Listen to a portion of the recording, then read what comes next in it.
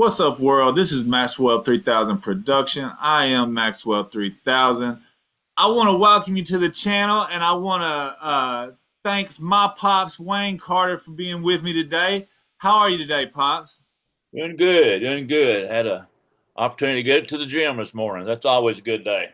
Yeah, I'm hoping to get in there after we get done. Actually, uh, I really appreciate you joining me today. This is kind of separate from our normal conversation when we've been kind of going over some of our family history and really a biographical narrative about your life. But kind of in our talkings, we really have stumbled upon a theme that we think is kind of important, and that's kind of a discussion in civics, right? Yeah, think about that word. Uh, it sort of, at least to me, indicates the obligation of the civilian population and what it makes up of. And that civics can be different for, every uh, governmental entity. But so, yeah. Yeah, and I got to thinking about that and really, kind of what is this idea of civics? And the way I kind of looked at it, and it's really kind of the study of the rights and the responsibilities of citizens is kind of what you were alluding to, right? And Yeah. then when we get to that idea of a citizen, what comes to mind with that idea of a citizen? Well, I think about our own country, and you're realizing that our country is in the scope of world uh, politics is very young. 250 years is young in regards to an organized government, and our own idea of what a citizen is has evolved from the very beginning. To fundamentally white landowners. Uh, then we opened up a little bit to more Caucasian, but they fundamentally at that point were still just men. Um, and I think one of the saddest decisions that ever came out of the courts was the Dred Scott decision back on the 1800s, where they said, "Okay, we're gonna allow some black men to vote, but they were only counted as two-thirds of a person." And that whole thing obviously got evolved, and of course, in the women's suffrage rights in the early part of the 1900s, got the women the right to vote anyway, but still not being treated equally. And if you look at a lot of things now with women, it's still not equal. It's better. You know this, but you think about uh, in the workplace, there are some corporations where you have a male and a female doing the same identical thing, and the female makes less money. Yeah. So, just for me, and I like to define things, can we say that a citizen is an individual that belongs to some form of government, some defined government, whether it be a nation state, a smaller state, or local government, but a citizen is someone that belongs to a governmental jurisdiction. Would that be fair to say? Well, yeah, and don't forget the dictatorship, the monarchy. They're citizens with not any rights or a lot less rights. Yeah, and so that kind of you talk about monarchies and dictatorships. Talk to me. A lot of people we talk and we say, well, we have a democracy, and it's like, well, then other people will say, well, the United States is a democratic republic. Talk to me a little bit about the difference of both of those things and maybe a dictatorship or a more authoritarian type government, and then distinguish them both as far as a democracy versus a democratic republic. Well, of course, the idea of democracy is where every person has a vote or say in every single thing, and the majority then would rule. That didn't never work. You go back to the Greek city states, and before the Roman Empire, the Greek city states had worked on the idea of democracy, but the problem that the ancient Greek city states had, well, they could never come up with a decision quick enough to respond to particularly like wars and that kind of stuff. So that just wasn't practical. What we have is a republic, and a republic, just by definition, means a representative form of government. And we are a democratic republic because we elect our representatives. They're not appointed. Okay, so the way I like to look at this stuff, and tell me if I'm tracking with you or not, but really the difference between like a monarchy or a democratic style government, whether it be a democracy or a democratic republic, is in a monarch, you have the rule set, the rule of one person, the rule of a king or a group of noble people, right? In a democracy or a democratic republic, we have the rule of law is the focus, right? And like you were saying, in a democracy, it is just a general public or a populace vote determines the law. And in a democratic republic like we have, our representatives, hopefully qualified representatives, we're not really here to get into all that right now, but our representatives are democratically elected to make and enact laws given within a charter or a constitutional document. Is that kind of Yeah, absolutely. And as you were saying, I just thought about, of course, when England, the monarch in England, allowed there to be a parliament, allowed there to be, that was a big deal that the monarchy didn't necessarily have to do because they were, facing an uprising too. But that that was that was allowed. yeah, yeah. And obviously there were other economic and social pressures that went along with that. And that's not necessarily what we're here to look at today. So I kind of got this difference between a democracy and a democratic republic. I think that's important for us to define. Um, Another thing I just kind of found interesting reading around democracy, the root word comes from a Greek word that means the rule of the people. So very much what we just said, right? A populist rule. Republic comes from a Latin word that means the public good. And I just found that interesting because I don't know that necessarily always happens, right? And then it's interesting with you talking about the Athenians, who was allowed to participate in democracy, and that's been a debate ever since, and it is with us now, unfortunately. But the public, what's important about, you said, our style of government, our style of a democratic republic was new, and being that it allowed a broader definition of who was allowed to participate in the democracy, right? And so that kind of brings up this idea of, I guess, freedom or liberty. Would you agree with that? Yeah, and how that is implemented for the public good. Going back to your definition of republic, and really that there's two fundamentally broad concepts. There's the concept of what is good for the powerful and the people who have money will trickle down and be good for the rest of the population.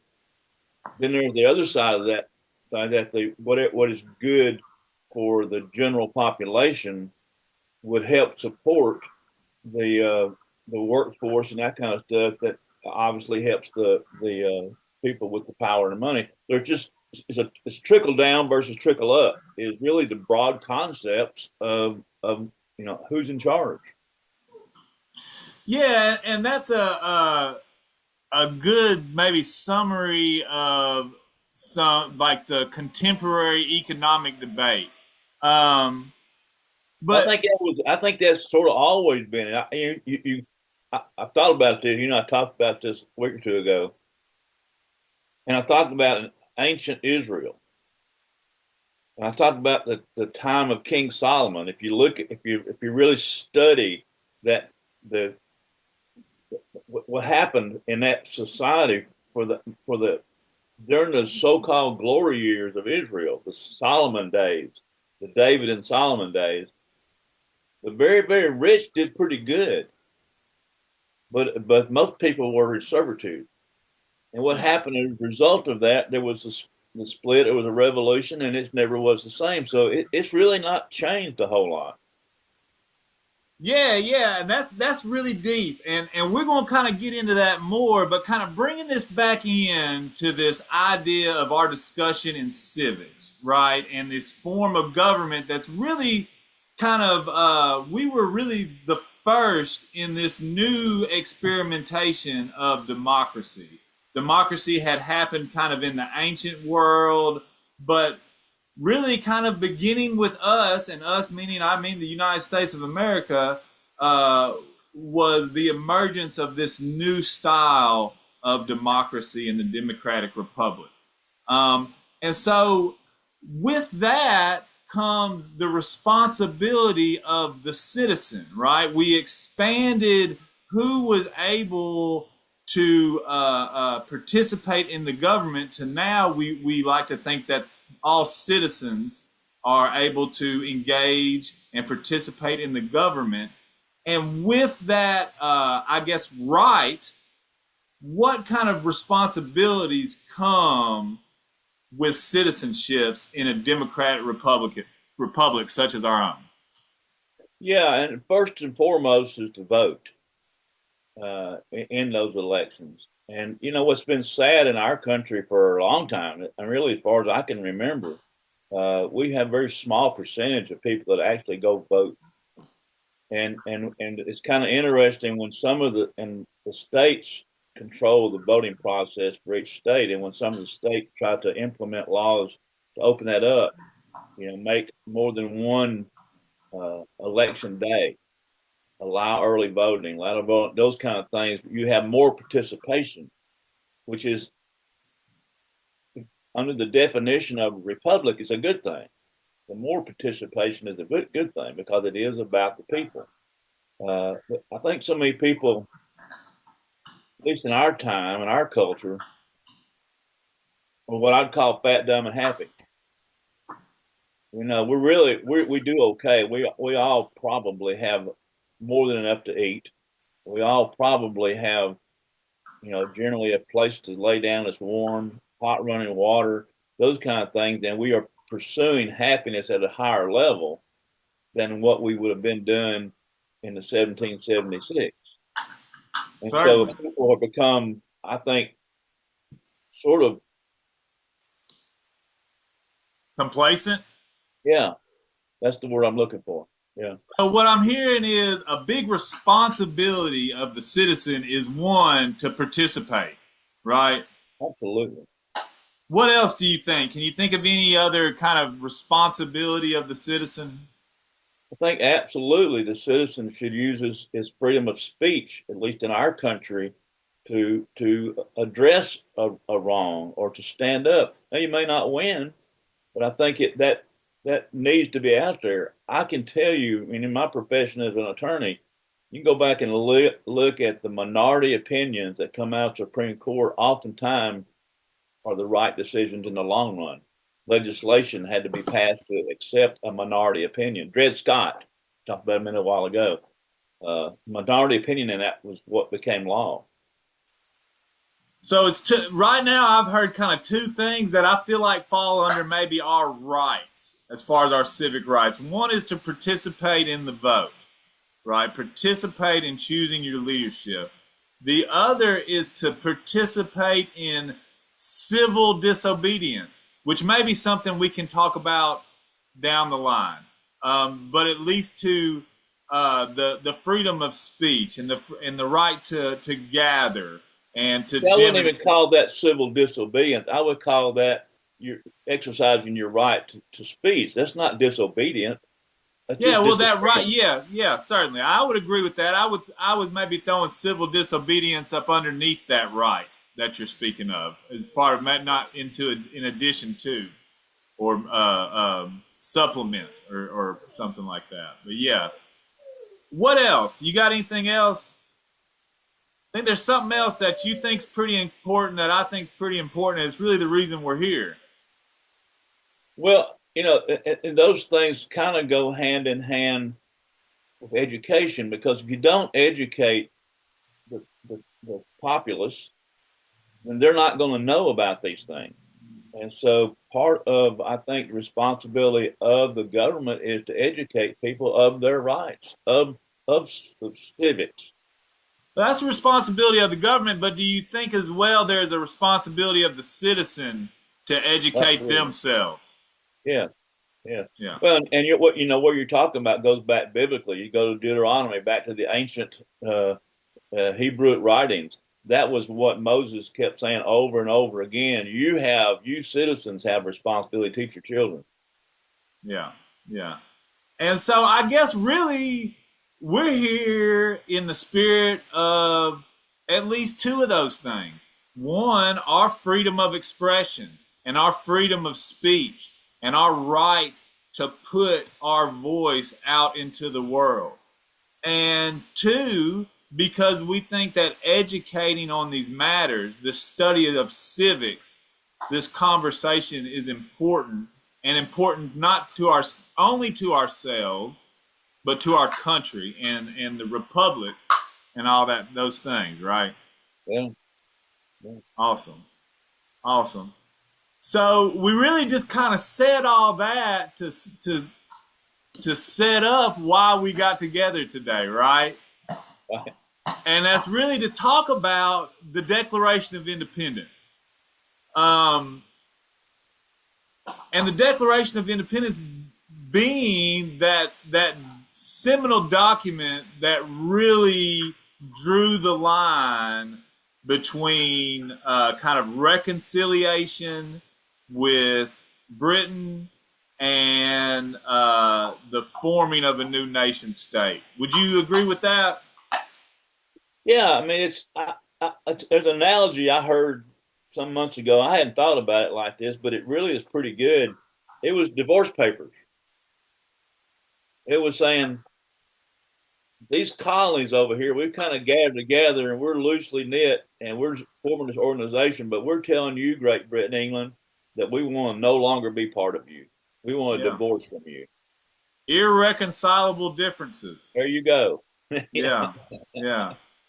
And so what we're going to try to do, maybe over 3 or 4 conversations, is work through this document and really try to get to maybe the essence or the meaning and maybe the transcendent meaning that the crafters were trying to get at. And I really appreciate it. Any time that I can get you, I appreciate. But I really appreciate this conversation as well because this is beneficial to everybody, and you have a good perspective to be speaking on it. And so I want to say that before we go any further. And so you and I have talked about this, and I want to get into our notes. But before I do that, I really just want to read this first paragraph because that's all we're going to talk about this session is this first paragraph. It's not very long. It's almost one long run-on sentence, isn't it? Looking at it. But I'm just going to read this and then we'll get into it a little bit, all right? All right. When in the course of human events it becomes necessary for one people to dissolve the political bands which have connected them with another, and to assume among the powers of the earth the separate and equal station to which the laws of nature and of nature's God entitle them. A decent respect to the opinions of mankind requires that they should declare the causes which impel them to the separation. Right? That's kind of the beginning of your divorce papers, a little bit, right? Yeah. These are the grounds, and we're going to list our causes, right? Yeah. Um, I think it's important, I would say that we think it's important, and I believe the authors of the Constitution thinks it's important that we always put our discussion kind of within its historical context. And I say that I feel like the authors felt that way just based on that first kind of phrase. When in the course of human events, right? So, starting this conversation right here at the inception of the United States, we're starting there, but this idea of the struggle for human rights is not a new one, right? Yeah. And so we talk a lot, and I think it's important before we get into too much that we kind of recognize our own bias, right? And that we kind of come from Western philosophical thought or from the Western university and that academy and that overarching prevailing thought. Would you kind of agree with that? Yeah. And I think that actually goes back further to the Judeo-Christian heritage that went west and went further and came to the United States. So yeah, I agree with that. Yeah, and so I guess what I'm getting at is the guys that were writing the Declaration of Independence, they were really steeped in this Enlightenment philosophy of the time, right? Which was heavily influenced and kind of grew with the Protestant Reformation, but really kind of maybe put aside older, maybe more ancient thought.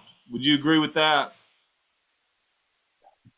Somewhat, but again, I go back, and you're right in that the Reformation had a lot to do with it. I mean, you think about our form of government is modeled after what's called Presbyterianism form of government. So that's that. But I think that goes back really if you really study some of the stuff in what we call Old Testament, particularly some of the historical books, the Chronicles and the Kings, what you see is the people acquiescing to the government, acquiescing to a king. Now the people represented by elders. So it was really a republic type of government even back in those days. Yeah, I think as far as what you're referring to with ancient Israel, it's referred to as a loose confederacy, right? I think that's kind of the term that's used. But what I'm saying with this document, it's really steeped in kind of Western philosophical thought. Would you agree with that? Oh, sure. Absolutely. I think you look at some of the what I think the thought process of Aristotle and Socrates, and then come on down to the Locks and those folks. Yeah, absolutely. Yeah, and so that I just think it's important that we say that a lot of times in the American conversation, we are really basing most of our ideas in kind of ancient Greek thought and then picking up kind of with Descartes. But it is worth mentioning that the earliest documentation of kind of philosophical thought is to be found in Africa and India, not in kind of in the Western world. I think it's important that we kind of say that. Would you agree with that? Yeah, yeah. Well, and I think also you look at some of the writings from the Buddhists in the Far East, and those are talking about philosophical. Yeah, yeah. And so, just to kind of catch us up to the Declaration, I want to kind of really go through I guess, a generalized timeline of the European progression of civilization, if we'll call it that. And we can kind of break it up into some different times, and starting with the times of antiquity. And that's just really an easy way to say the ancient times or biblical times. Um, and maybe that time period culminates in the Roman Empire, which was kind of classical Greek logic was probably the prevailing thought, prevailing philosophical thought. There was kind of a free flow of commerce and intellectual ideas. And the Christian church at the end of this time of antiquity, kind of where we stop that, is as the Christian church develops and becomes a political power. Can you kind of vibe with that? Oh yeah, and I think even earlier than that, I think that the Roman government, the Caesars and those kind of guys, used Christianity as a political tool. Yeah, sure, sure. And then kind of after that, during, and I'm not a historian, but kind of during those papal revolutions is kind of the period in history where we kind of go from the times of antiquity into the medieval times or the dark ages. Would you And agree with the that? reason they call them Dark Ages. Yeah, yeah. And this time is characterized by the church, and we mean the Roman Catholic Church, the Imperial Roman Catholic Church, becomes the authority in both political, commercial, and academic thought throughout Europe. Right? Yeah, and of course you had that separation with the Greek Orthodox, but yeah, Yes. yeah, And it really becomes a time of intellectual and religious kind of suppression and intolerance. And during that time period, a lot of the ancient Greek writings was lost due to that suppression. yeah, as well as some of the ancient Christian writings are lost. Absolutely. Yeah. So we're going through this medieval time, and right around the same time period that the Protestant Reformation is starting up, we kind of have a explosion in technological advances and scientific advances around Galileo. We really start to emerge into this Renaissance period. And that Renaissance period, we really philosophically we can mark Descartes, right? I think, therefore I am, and that rational thought.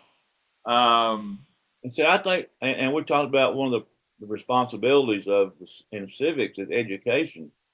I think this development of the printing press is probably, in my view, the most important invention ever made, because obviously it allowed other people to read and write and understand and develop those thoughts that probably wouldn't have been developed had it not been for that. yeah, yeah, and we know that influences the Protestant Reformation, and we really start to see a loosening of the church's kind of totalitarian power and rule over the European continent. Yeah, And maybe and really a rediscovery of the Greeks and a resurgence of philosophical, intellectual, and academic thought. Would would yeah, that be fair to say? yeah, yeah. And it's also a time of a lot of political unrest and revolution, right? Um, a lot of those different families and those states start to form, and different people are taking over different areas based on whether they're with the Catholic Church or whether they're a Protestant church and those things, right? Yeah, and again, I don't mean to beat a old a horse to death, but and if you look at that this whole Protestant Reformation versus the Roman Catholic and everything that's split off of that were pretty much used as politics, Yes. political pawns for the powerful. Yeah. And we also kind of see the emergence of the corporation through the British imperial colonization. Oh yeah, It also starts going on, starts developing not just the British, all of that European kind of that imperial colonization takes off, right? And that's part of some of those technological advances that were made in shipbuilding. Um, and all of those factors kind of lead to this maybe political unrest and feelings of revolution. Would you agree with that? yeah, because people, as communications happens, and we see it more and more today with mass communication. But as things are being printed, as things are being looked at, people on one side of Europe is able to see what's happening in the other side of Europe, and they're saying, well, why can't we do that? Why can't we do this? The whole thing with the Great Britain and the Spanish and the French all colonizing the world was led part by this education thing. I mean, lest we forget why it was the New World, the Americas were found. It was economics. Yeah, yeah. And so going through this process of history, we get to about the mid 17th century. So 1650, 1640 or so, really maybe into the 1630s. And we kind of get to what we call the age of enlightenment or the age of reason. And there's a discussion to be had there between rational and reason and even logic, with the Greeks being the logic, the Renaissance period being that age of rational, and then the age of enlightenment is that age of reason. And like I said, it's an intellectual and a cultural movement that really spurred on by the immense production of published material since the printing press, and then the improvements upon it. Um, and really, the prevailing thoughts of the Age of Enlightenment um, was prioritizing reason and empirical evidence and the scientific method. What does that mean to you, to prioritize reason, empirical evidence, and the scientific method? What does that mean to you? How we got to that, I think, was the average person was beginning to have a little more say, a little more time to think, and all of a sudden to start read, and it's like reading a commentary. I may not agree with the commentary, but it's good to see that other point of view. And so that's, I think, what's happening here is people have more, I guess, leisure time to consider and think and do those thought processes that allow you to think, what is freedom? What does that really mean? What is a republic? Yeah, and I think it's, you say that time. I think that time has a lot to do with it, but also that education with the starting with the Imperial Roman Catholic Church and the expansion of the empire, going with the expansion of the religion, and then going into the Protestant Reformation and the printing press. They started teaching folks to read so that you could read this stuff to get on my side, so I could sway you politically or socially or anything like that. So educating the public became a priority. right, to be able to utilize this new technology. Would you agree with that? A priority for the masses. I don't think it was a priority for the monarchies and those folks.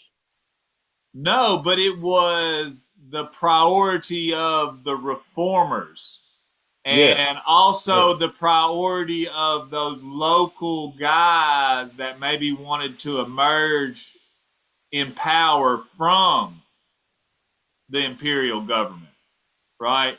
right, So yeah. they went hand in hand. Well, we talked about earlier that the difference between is it the power coming from the ground level or the power coming from the top level? Does it trickle down or does it come up? We're beginning to see the come up. Well, and we've also kind of maybe in our romantic view, we could have represented both of those parties in the reformers and in the local business class, those local and I don't need to put it down on the merchants, but kind of those local folks in opposition to the imperial power, right? Yeah, they are going to and still do play to what is good for them. Yes, sure. But regardless, we kind of have this expansion of public literacy, right? Yeah, For yeah, a few different reasons. But regardless, the masses are more literate than they have ever been at any other time in history. yeah. Correct. Absolutely. And it's also able to you're also able to distribute literature faster than ever before in history, right? Oh yeah, yeah. You think about this, the difference between the printing press and what they was able to put out various copies fairly quickly versus the scribe who's got to do this for days and days to get something out. Yeah, Yeah. All right, so in this kind of age of enlightenment, this age of reason, we see a philosophy of natural rights develop. And this kind of has a focus on the freedom of the individual, religious tolerance, and kind of the progress of man or mankind. Um, and through that we really start to and again we start to see I guess we're kind of creeping up on 1689 1690 right around Locke era, right? And there's a lot of other I guess factors other than just the intellectual thought, right? There's economic factors, and some natural factors that go into the revolution kind of happening, right? But this idea of rights and the development of a constitutional government was new and really kind of starting to become the prevailing thought. Would you agree with that? yeah. And I think probably the most significant factor in the allowing of the Americas, particularly the United States part of the Americas, to formulate these new concepts and ideas was the fact there was this big ocean between us and the Europe, and they could not communicate back. I mean, obviously, this is before the mass communication. You still had to have boats carry letters, and it took months to do that. And so it allowed the people, the framers of our Constitution, to contemplate these ideas. Yeah, that's really interesting, and there's probably a couple discussions in that, just in what you just said, as far as those other external factors beyond just this philosophical development, right? And that being um, kind of maybe the empire overstretching itself beyond the capability of its infrastructure, right? And then we also kind of alluded to earlier some of those natural disasters that were going on the Isles of Britain, right? Those different famines that are happening through that time. So yeah, I think that's really important, and it really just kind of makes this perfect storm for this emergence uh, of this social and political reform, right? Yeah, Almost like it was preordained or something, right? and you think about it, I think people forget that from the end of the revolution, 1776, it was 8 years later that we actually developed the present day Constitution. And had that ocean not been there to allow that freedom of talk, surely the Europeans, whether it's England or France or whoever, would have tried to come back and take over again. But we had 8 years of relative peace to Yeah, be able to develop this Constitution. yeah. That's pretty huge. If we go in today, I'll go back to Vietnam. My first experience, we went in to try to we as the United States went in to try and allow them to develop a republic, a democratic republic in that Far East, and we expected them to develop it within months. We go in to throw over the government and do all that kind of to develop in a month, and that didn't happen. We were over there for years, and it still didn't happen. And we forget that we had 8 years of peaceful negotiation to develop ours. Yeah, and so I don't disagree with what the comments you're making on our development of our nation state. I do think that there is a flip side to your perspective in Vietnam, in that we really kind of went over there to bolster the French's influence to secure our own kind of commercial interest, instead of really trying to empower the people who were already in the midst of their own democratic revolution. But that's a whole nother conversation that we're not in for today, right? What we're getting at is really the genius of the crafters of the Declaration, in that in this first paragraph, they are recognizing where they are in history, right? And kind of looking at the story of mankind from a universal or an objective view, and observing progression, a positive trend for human rights, right? We started this conversation with the struggle of human rights. And they're saying, furthermore, for this progression to continue, it is necessary that this separation take place. Do you agree with that? And I think you're maybe going to get to it, and we do draw me back in, but I think it's interesting what they defined as the human rights. Yes, yes. We're going to try to get into that next time, because I want to make sure that we spend a lot of time on it. But I just really think it's important to highlight kind of the breakthrough intellectual and philosophical thought that these guys are laying down, right? And the idea of looking at the world as a whole, right? Now we may say this is a Hegelian view, thinking about the philosopher Hegel. Well, Hegel doesn't come around to the 1800s, you know. So this is really a merging thought. It really influences kind of what we do now. And personally, I think it should inspire what we do now. That we should look at our station in life or our point in history and say, where should we go from here? And what should we do about it? I just hope we've not gotten too complacent. Yeah, yeah. Well, and that's why we're doing this right here. So maybe that we can do our part to combat complacency, and maybe encourage somebody else to, if nothing else, educate themselves, and then hopefully through that education choose to engage in their rights and responsibilities as a citizen. Yeah. You got anything else to add to that? No, that's good.